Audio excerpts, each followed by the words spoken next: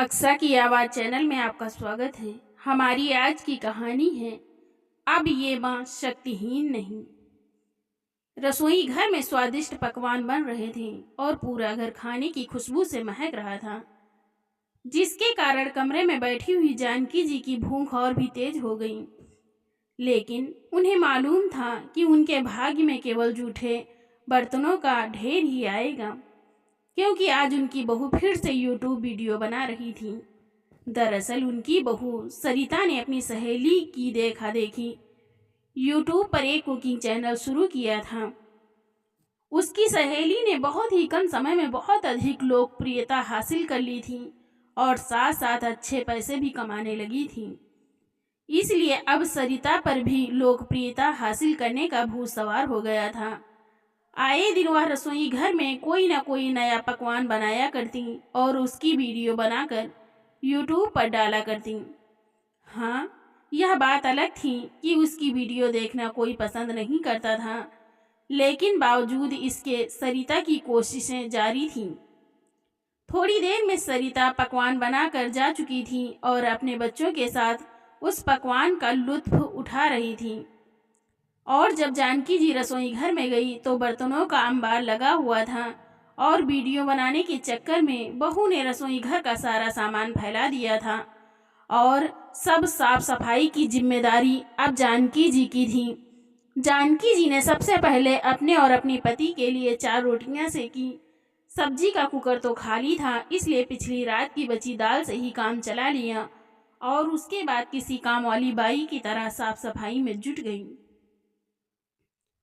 रसोई का काम निपटाने के बाद जब जानकी जी अपने कमरे में आई तो देखा उनके पति दयाशंकर जी सो चुके थे। अरे, आप बिना दवाई खाए ही सो गए, जानकी जी ने कहा।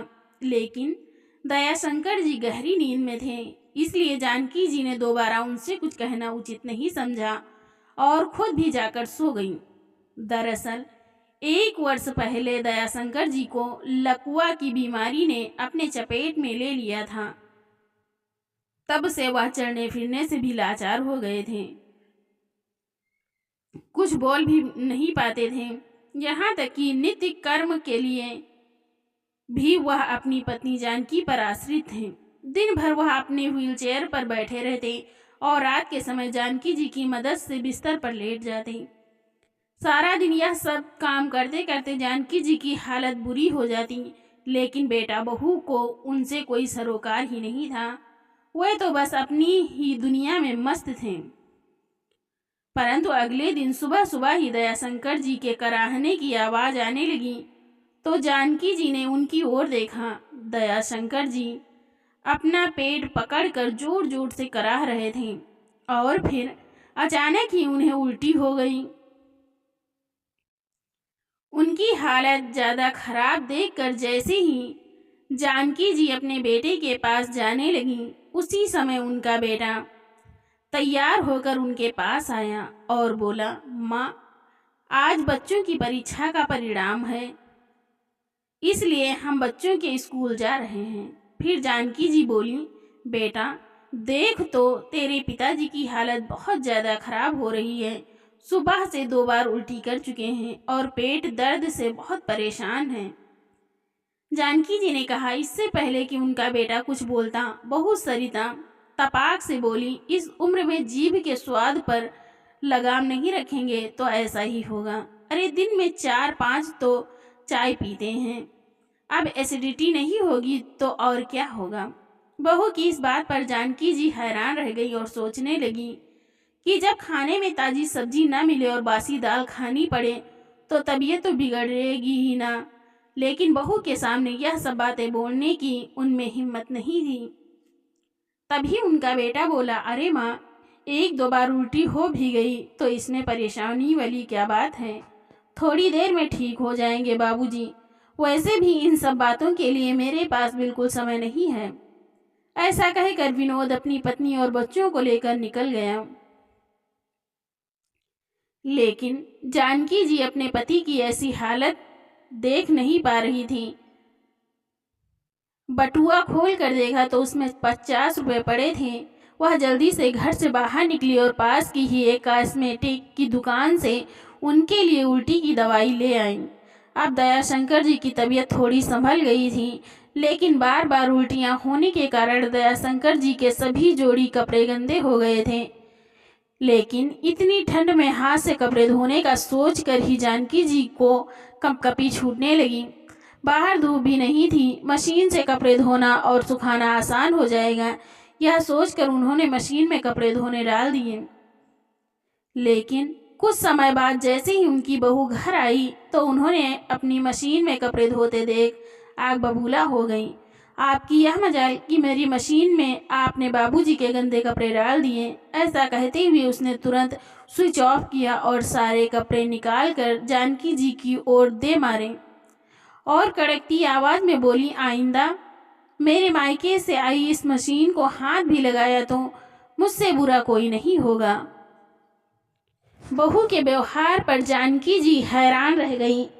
वह एक मूर्ति की तरह अपनी बहू को देखती जा रही थी, लेकिन उससे ज़्यादा हैरानी की बात उनके लिए यह थी कि उनके बेटे के सामने उनकी बहू उनके साथ इतनी बदतमीजी कर रही थी और वह केवल मूक दर्शक बनकर खड़ा हुआ था। इतना अपमान झेल कर उनकी आंखों से आंसुओं की धारा बहने लगी। फिर किसी तरह जानकी ने खुद को संभाला और हड्डियां गला देने वाली सर्दी में ठंडे पानी से कपड़े धोने लगी। कपड़े भी इतने थे कि धोते धोते उनकी कमर अकड़ गई और सर्दी ने उनका हाल बेहाल कर दिया। जैसे तैसे यह काम निपटा कर वह अपने कमरे में चली गई और बदहवास होकर बिस्तर पर लेट गई। इतनी ज़्यादा थक गई थी कि नींद आते पता ही ना चला। जानकी जी की कमर अकड़ने के कारण उन्हें बहुत ज़्यादा दर्द हो रहा था। एक और तो दिन भर लगातार काम करते करते जानकी जी का शरीर कमज़ोर होता जा रहा था। उनके हाथ पैरों में शक्ति नहीं रही थी, तो दूसरी ओर सरिता हमेशा नए नए पकवान बनाकर बर्तनों का अंबार लगा कर रख देती। इतना काम करने के बावजूद भी सरिता हर बात पर उन्हें जलील किया करती।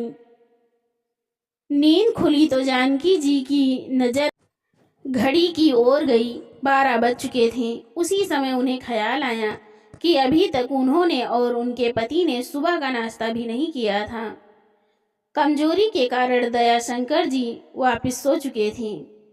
उठकर कुछ हल्का फुल्का नाश्ता बना लेती हूँ। अभी जानकी जी यह सोच ही रही थी कि उसी समय एक कड़कती हुई आवाज़ उनके कानों में पड़ी।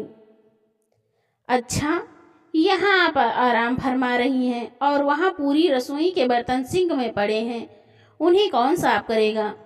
जल्दी जल्दी उठिए और हाथ चलाइए, बहुत काम बाकी है। लेकिन बहू, अभी तक तो हमने नाश्ता भी नहीं किया। मुझे तेरे बाबूजी के लिए खिचड़ी बनानी है, उसके बाद मैं बर्तन साफ कर दूंगी। अरे, यह कौन सा समय है नाश्ता बनाने का?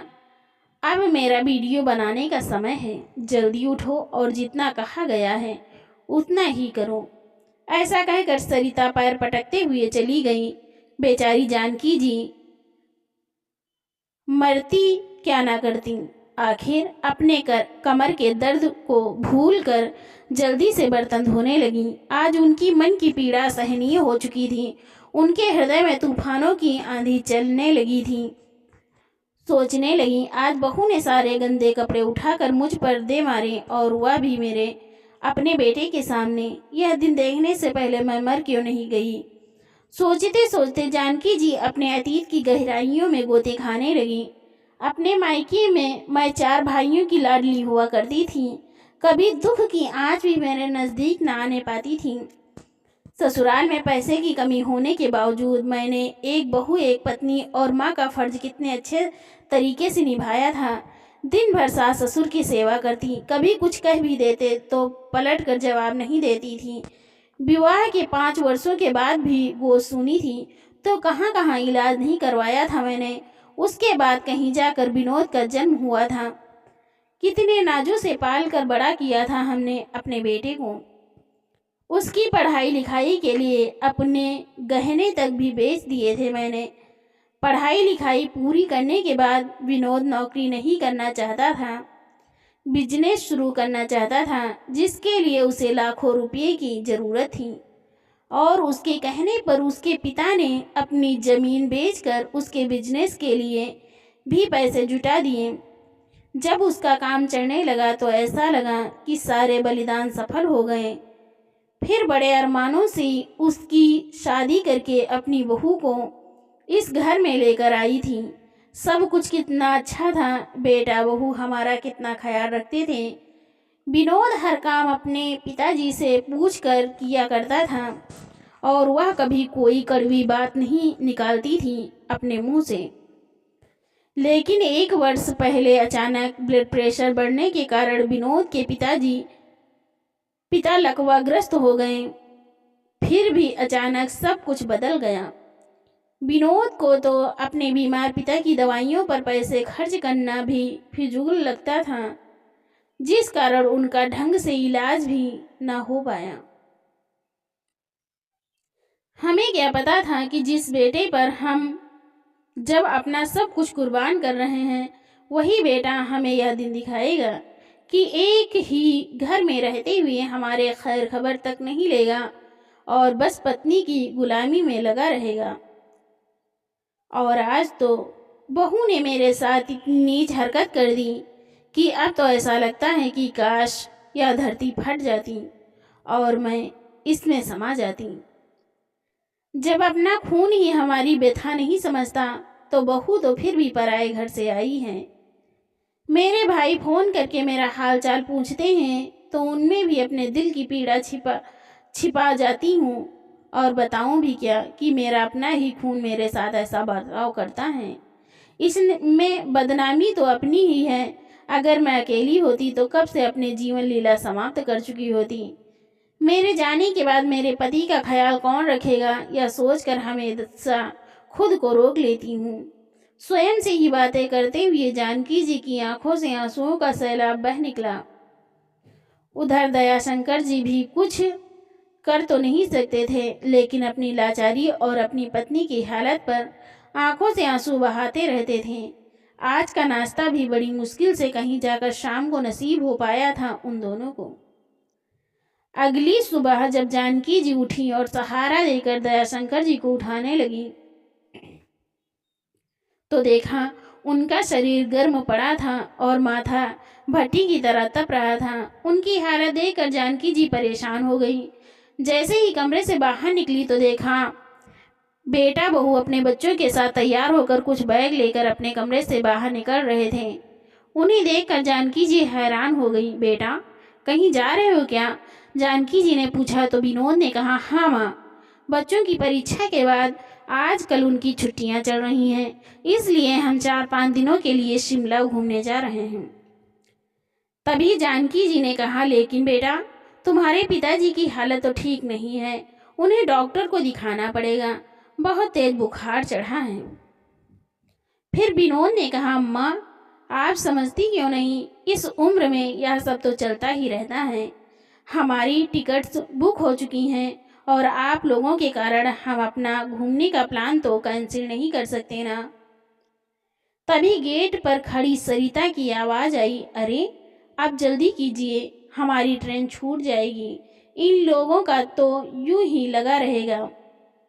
हाँ हाँ, बस अभी आया। ऐसा कहते हुए विनोद बैग उठाकर चलता बना। जानकी जी स्तब्ध सी दरवाजे की ओर देखती रह गई, जबकि बेटा बहू वहां से जा चुके थे। नाश्ता बनाने के लिए रसोई घर में गई तो देखा कि ना तो रसोई घर में आटा पड़ा था, ना ही कोई दाल और ना ही फ्रिज में कोई सब्जी रखी थी। और कुछ खरीदने के लिए जानकी जी के पास पैसे भी नहीं थे। जब से दयाशंकर जी बीमार हुए थे तब से जानकी जी पैसों से भी लाचार हो चुकी थी, क्योंकि उनका बेटा कभी उनके हाथ में एक पैसा भी नहीं देता था। अपने बच्चों के व्यवहार और अपनी किस्मत पर जानकी जी फूट फूट कर रोने लगीं। उन्हें समझ नहीं आ रहा था कि वह क्या करें, लेकिन खाने का इंतजाम तो करना ही था। तो कुछ सोच कर किराने की दुकान पर चली गई और दुकानदार को थोड़ा सा राशन का सामान उधार देने को कहा तो दुकानदार ने साफ इनकार कर दिया। लेकिन खाली हाथ घर वापस भी नहीं लौट सकती थी। तभी उनके दिमाग में कुछ ख्याल आया और फिर खुद से ही बोल उठी, कभी सोचा नहीं था कि ऐसी भी नौबत आएगी, लेकिन हालात को देखते हुए और कोई उपाय नहीं सूझ रहा था। थोड़ी देर में उन्होंने अपनी पड़ोसन के घर का दरवाज़ा खटखटाया और पड़ोसन से बोली, अरे कमला बहन, 500 रुपये उधार मिलेंगे क्या? वह क्या है ना कि मेरे बेटा बहू तो बाहर घूमने गए हैं, वह मुझे पैसा तो देकर गए थे, लेकिन बुढ़ापे का दिमाग है, याद ही नहीं रहता कि कहाँ रख बैठी। जब बेटा बहू आएंगे तो उसी समय आपको लौटा दूंगी। कोई बात नहीं जानकी बहन, लौटाने की जल्दी मत करना, जब सहूलियत हो तब लौटा देना। ऐसा कहते हुए कमला ने उन्हें 500 रुपये पकड़ा दिए। तब कहीं जाकर वह खाना पकाने के लिए कुछ राशन का सामान जुटा पाई और दयाशंकर जी के लिए बुखार की दवाई भी खरीद कर ले आई। घर पहुंचकर जल्दी जल्दी से खाना बनाया और बीमार पति को खिलाया। लेकिन जब स्वयं भोजन करने बैठी तो पहला निवाला मुंह में लेते ही जोर जोर से रोने लगी। आज उनके सब्र का बांध टूट चुका था। फिर जानकी जी को याद आया कि उनके भाइयों ने कितनी बार उन्हें कहा था कि एक बार हमारे साथ दिल्ली चलो, हम वहाँ किसी अच्छे से डॉक्टर से इलाज करवा देंगे, लेकिन बेटे ने हर बार यह कहकर मना कर दिया कि बड़ा शहर है और बड़े शहर के बड़े अस्पतालों में खर्च भी अच्छा खासा होगा। पूरी तरह परेशान होकर जानकी जी एकाएक खुद से ही बोल उठी, आज तक तो मैं इस कारण चुप रही कि अगर किसी से हाल चाल बांटूंगी तो अपना ही बेटा बदनाम होगा, लेकिन आज पानी सर से ऊपर जा चुका है। दिन भर काम वाली बाई की तरह झाड़ू पोछा करती हूँ, बर्तन साफ करती हूँ, लेकिन फिर भी 2 वक्त की रोटी भी नसीब ना हो पाती। इतना त्याग करने के बाद भी इस घर में माँ बाप की कोई कद्र नहीं है। हमारी उपस्थिति या अनुपस्थिति से किसी को कोई फर्क नहीं पड़ता। बस अब बहुत हो चुका, बहुत कर ली। बेटे ने अपनी मनमानी और बहुत नचा लिया बहू ने मुझे अपनी उंगलियों पर। सोचते हुए जानकी जी अचानक अपने आंसू पोंछकर उठ खड़ी हुई और अपने बड़े भाई राजेश को फोन लगा दिया। फोन पर अपने पति दयाशंकर जी की हालत के बारे में बताया तो भाई ने कहा, तुम आज ही हमारे साथ दिल्ली चलोगी? आप दोनों को हम अपनी गाड़ी में ही बिठा कर ले चलेंगे। यहाँ मेरी पहचान का एक बहुत अच्छा डॉक्टर है, जीजा जी का इलाज यहीं से करवाएंगे, किसी तरह की कोई तकलीफ नहीं होगी। भाई से बात करने के बाद जानकी जी अपने और अपने पति के कपड़ों का बैग तैयार करने लगी और साथ में उन्होंने अपने घर के कागजात भी रख लिए। शाम हुई तो दरवाजे पर घंटी बजी। जानकी जी ने दरवाज़ा खोला तो उनके दोनों बड़े भाई उनके सामने खड़े थे। इतने समय के बाद किसी अपने को सामने देखकर जानकी जी बहुत खुश हो गईं। थोड़ी देर बाद जब सारी पैकिंग करके अपने पति के साथ भाई की गाड़ी में बैठी तो उनके हृदय में अपने घर को देखकर एक हुक सी उठी, क्योंकि जिस दिन से जानकी जी इस घर में बहू बनकर आई थी उस दिन से लेकर आज तक वह कभी ऐसे सामान के साथ अपने मायके नहीं गई थी। ससुराल की जिम्मेदारियां निभाते हुए कभी ऐसी नौबत भी नहीं आई थी कि वह रहने के लिए मायके जाए। जाती भी तो एक दिन के भीतर वापस लौट आती। जानकी के सेवा भाव को देखकर उसके सास ससुर भी कहते थे, हमारी इतनी सेवा करती हैं, देखना तेरी बहू भी तेरी भरपूर सेवा करेगी। अपने बड़ों की सेवा कभी व्यर्थ नहीं जाती। सोच सोच कर जानकी जी की आंखें फिर से भर आईं। फिर मन ही मन बोली, न जाने कौन से जन्म में ऐसे बुरे कर्म किए थे जो मेरे नसीब में ऐसे बेटा बहू लिख दिए भगवान ने। लेकिन बच्चों के ऐसे रवैये से अब उनकी सहन शक्ति समाप्त हो चुकी थी। मन में बहुत कुछ चल रहा था, लेकिन ठोस कदम उठाना जरूरी था। घर से निकलने से पहले उन्होंने पड़ोसियों को दिल्ली जाने के बारे में बता दिया था। अपने मन को समझाते हुए वह पति के साथ अपने भाई के घर दिल्ली आ गई। जानकी जी के चारों भाई एक बड़े से घर में एक साथ रहा करते थे। सबके बच्चों की शादियां हो चुकी थीं। जानकी जी और दयाशंकर जी के घर में जाते ही भाभियां अपनी ननद को देखकर बहुत प्रसन्न हो गईं और घर की बहुएं उनकी आवभगत में लग गईं। दीदी, आप इतने समय बाद आई हैं, आपको देखकर आज मन खुश हो गया। ऐसा कहते हुए उन्हें सोफे पर बिठाया, लेकिन जानकी जी अभी तक अपने विचारों में गुम थी। उन्हें इस तरह परेशान देखकर उनके दूसरे भाई पूछने लगे, क्या हुआ दीदी, आप कुछ परेशान लग रहे हैं? अरे नहीं नहीं, ऐसी कोई बात नहीं है। दरअसल तुम्हारे जीजा जी बीमार रहते हैं ना, तो उनकी सेहत को लेकर ही थोड़ी चिंतित रहती हूँ। ऐसा कहकर उन्होंने बात को टाल दिया। रात को सबने मिलजुल कर भोजन किया। आज बहुत समय बाद जानकी जी और दयाशंकर जी ने सुकून और इत्मीनान के साथ खाना खाया था। सब लोग एक साथ बैठे हुए अपने बचपन की बातों को याद करके हंसी मजाक करने लगे। सब के सब साथ बैठकर जानकी जी आज बहुत हंस रही थी, लेकिन रह रहकर उनके मन को उनकी बहू का व्यवहार कचोटने लगता और वही दृश्य बार बार उनके मानस पटल पर उभरने लगता। जब उनकी बहू ने गंदे कपड़े उठाकर उन पर दे मारे थे, बहू की तीखी बातें रह रहकर उनके दिल पर न जाने कितने वार कर रही थी। रात को आरामदायक बिस्तर पर भी उन्हें नींद नहीं आ रही थी। करवटें बदलते बदलते सारी रात बीत गई। सुबह कहीं जाकर उन्हें थोड़ी सी नींद आई। अगले दिन राजेश जी दयाशंकर जी को लेकर दिल्ली के एक बहुत बड़े अस्पताल में गए। वहाँ के डॉक्टर से उनकी अच्छी जान पहचान थी, तो नंबर भी तुरंत आ गया। पूरी जांच और टेस्ट करवाने के बाद डॉक्टर ने उसी दिन से इलाज करना शुरू कर दिया। 5 दिन बीत चुके थे। सब लोग जानकी जी और दयाशंकर जी का अच्छे से ख्याल रख रहे थे। उधर बेटा बहू जब 5 दिनों के बाद वापस घर लौटे तो देखा घर में कोई नहीं था। आखिर माँ पिताजी कहाँ चले गए? विनोद हैरान होते हुए बोला। तभी सरिता बोली, अरे और कहाँ जाएंगे? आपके पिताजी को बाहर निकलने का मन होगा तो माँ जी उन्हें व्हील चेयर पर घुमाने ले गई होंगी। थोड़ी देर तक वापस आ जाएंगे। लेकिन जब काफी देर तक कोई नहीं आया तो विनोद के मन में शंकाएं घर करने लगी। कहीं पिताजी की तबीयत ज़्यादा खराब तो नहीं हो गई? ऐसा सोचते हुए जब उसने आस पड़ोस में पूछा तो पड़ोसी ने बताया कि उनके भाई दिल्ली से अपनी गाड़ी में आए थे और वह दोनों उनके साथ ही चले गए।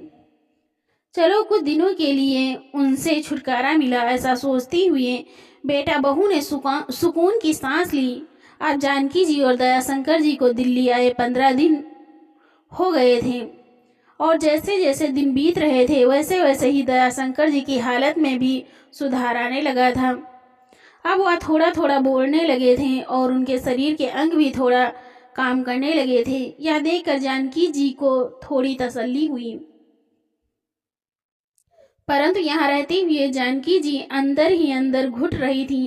कभी कभी बैठे हुए आंखों से आंसू बहने लगते और सोचने लगती, आखिर भाइयों के घर भी कब तक बोझ बनकर रहूंगी? भाभियाँ मेरे बारे में क्या सोचेंगी?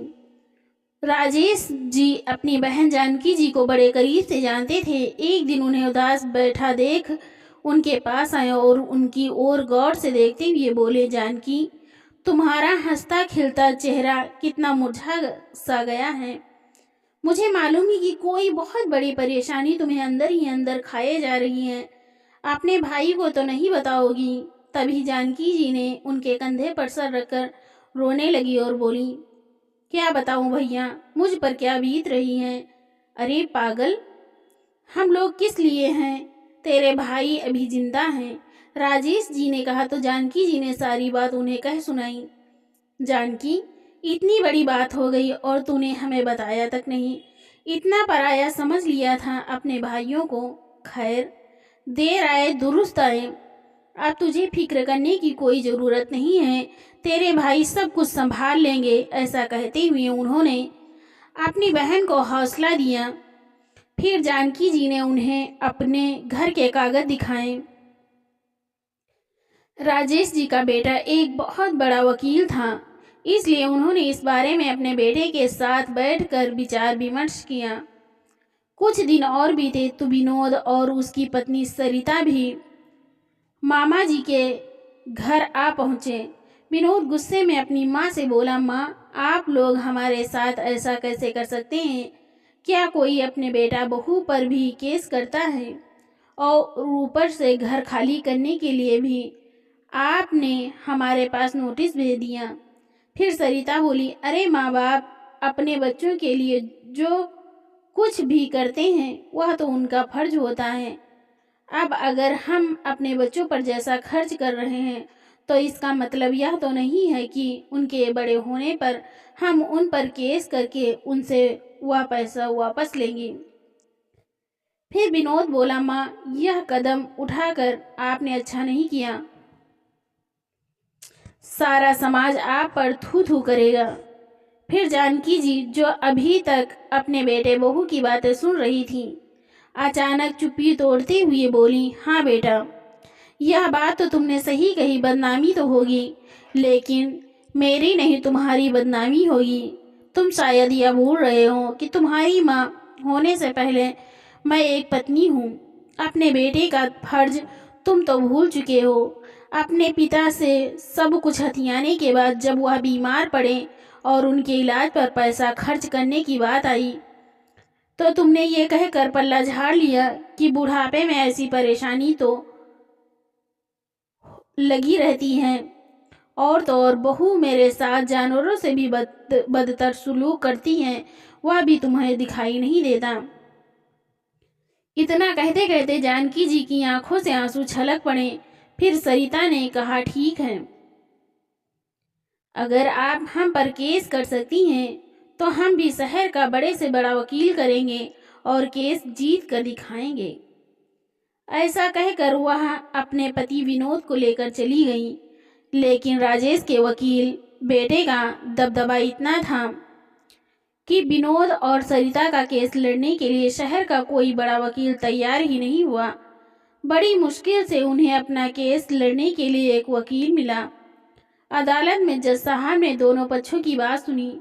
राजेश जी के वकील बेटे ने पूरे विस्तार से जज साहब को बताया कि किस तरह माता पिता ने अपना सब कुछ न्यौछावर करके अपने बेटे को उनके पैरों पर खड़ा किया था और आज उनके साथ किस तरह का व्यवहार किया जा रहा है।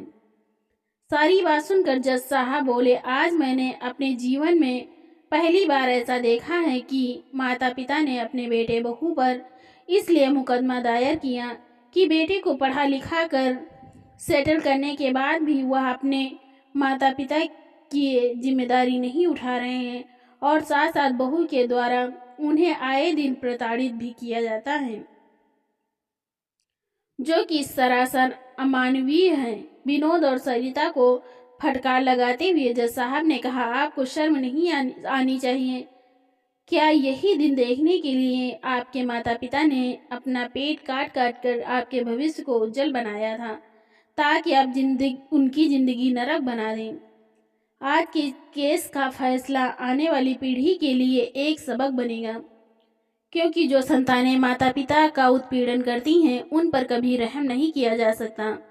ऐसा कहते हुए कोर्ट ने उन्हें आदेश दे दिया कि बेटा बहू 10 दिनों के भीतर अपने माता पिता के मकान को खाली करें और साथ ही साथ उनके खर्चे के लिए हर महीने उन्हें 30,000 रुपये दें और यदि वह ऐसा करने में आनाकानी करते हैं तो उन पर सख्त से सख्त कार्यवाही की जाएगी।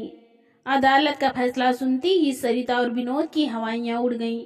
वह तुरंत अपनी माँ और पिता के पैरों में गिर पड़े।